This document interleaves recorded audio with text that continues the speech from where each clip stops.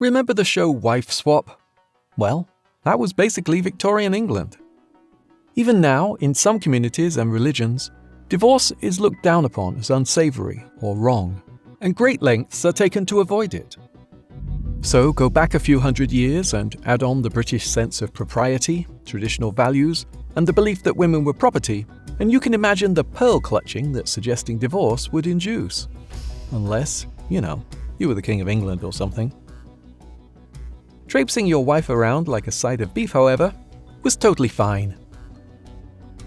Women sold as possessions at marketplaces was a practice that began in the 17th century and persisted right through the Victorian era till approximately the early 1900s, with the last recorded instance occurring in 1913. At the end of the day, even without the stigma, divorce was extremely expensive and simply out of reach to the poor and working class members of society, and until 1857 wasn't even possible without a private act of parliament. And you can imagine how often that happened. So the only option remaining for the peasants of early modern England was wife selling. Apparently. That's not to say wife selling was super common. From the first recorded incident, an account of John Whitehouse in November 1692 to 1750, there were only 8 recorded incidences of it taking place. It appears that, slowly over the next centuries, wife selling spread across England, and by the 1800s it had grown exponentially in popularity and was a more prominent practice in some parts of the country. 20th century historian E.P. Thompson combines his own research with cases recorded in Wives for Sale, a book by Samuel Pyatt Menifee, and confirms evidence of at least 400 cases of wife selling, the latest of which took place at the end of the 1800s. In 1797, The Times wrote an account of one such wife sale at Smithfield Market, showcasing that some, at least, found it a distasteful practice. On Friday, a butcher exposed his wife to sale in Smithfield Market, near the Ram Inn, with a halter about her neck and one about her waist, which tied her to a railing, when a hog driver was the happy purchaser, who gave the husband 3 guineas and a crown for his departed rib.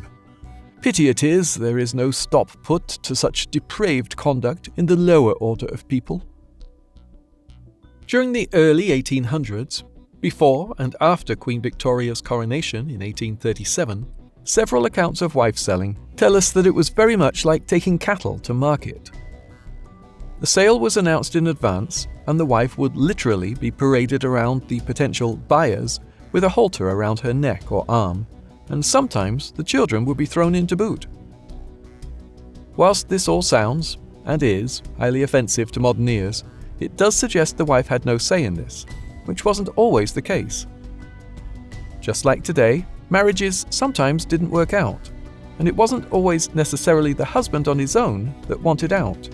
It could have been a prior discussion between both parties. However, as the man held all the power, it was up to him to sell his wife to her new partner, which in most cases it usually was. But it wasn't always the case that the wife was victim to the highest bidder. In many cases, the sale had been agreed in advance and was used as a symbol of separation and remarriage. A great example of this comes from Maidstone in January 1915, where John Osborne sold his wife and child to William Sargent for the high fee of £1, roughly £121 in today's money. And even if it was the case of the highest bidder, the sale could not be completed without the wife's approval. An 1854 report from Manchester showed an occasion where the wife was purchased for a high price, but not liking the purchaser, was put up again. And speaking of pricing, it seems that this could vary quite wildly. In some cases, a wife being sold for £100 and her children £25 each, as was the case of one sale from 1865. But more commonly, it was a secondary consideration and not actually the point of the sale, other than to prove a transaction had taken place. And so most paid simply a few shillings, or some beer, or sixpence. This also fed into where wife selling took place.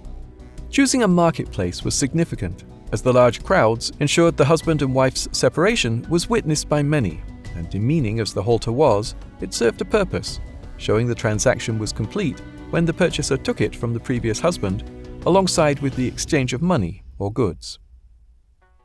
From 1760 to 1880, it seems the Northerners were the happiest to take part in wife selling, with the highest number of cases taking place in Yorkshire, despite the fame and popularity of Smithfield Market in London, both historically and at the time seen as one of the most prominent places of wife selling, with accounts of the market's infamous practices reaching as far as France, as Scottish author Robert Chambers noted in his 1864 book, The Book of Days, about a sale that occurred in 1832.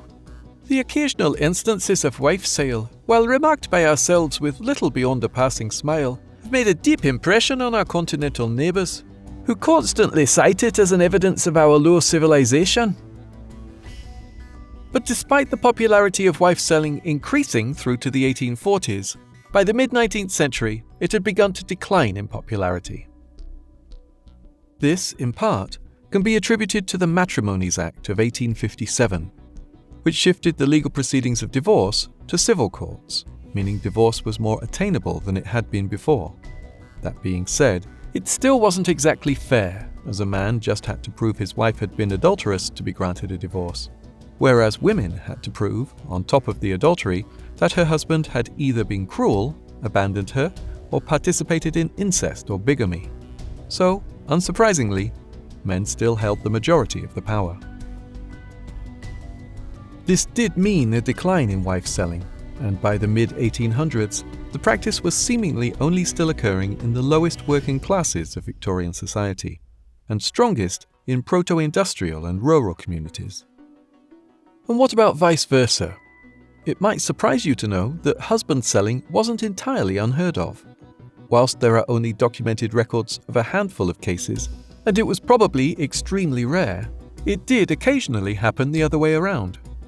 However, what we need to remember here is that in Victorian England, women simply didn't have many rights and were kept by their husbands, who were responsible for their financial and all other types of security. If a husband abandons a wife, he abdicates his legal responsibility and can be imprisoned for it. And so, selling a wife to another man was a way to secure and ensure her financial safety, which would not be the case in the reverse. A woman who sold her husband would presumably immediately take up with someone else, as women had few to no ways to make money alone and would become the burden of their parish if single. Not something many women would be willing to do after being kept by a husband.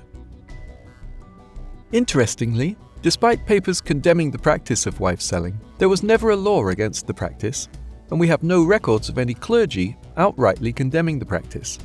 This leads us to conclude that, in fact, wife selling had the status of necessary evil, outwardly lauded as a distasteful practice, but in reality one that the necessity of was understood. The Times wrote an account on wife selling at Smithfield Market in 1797.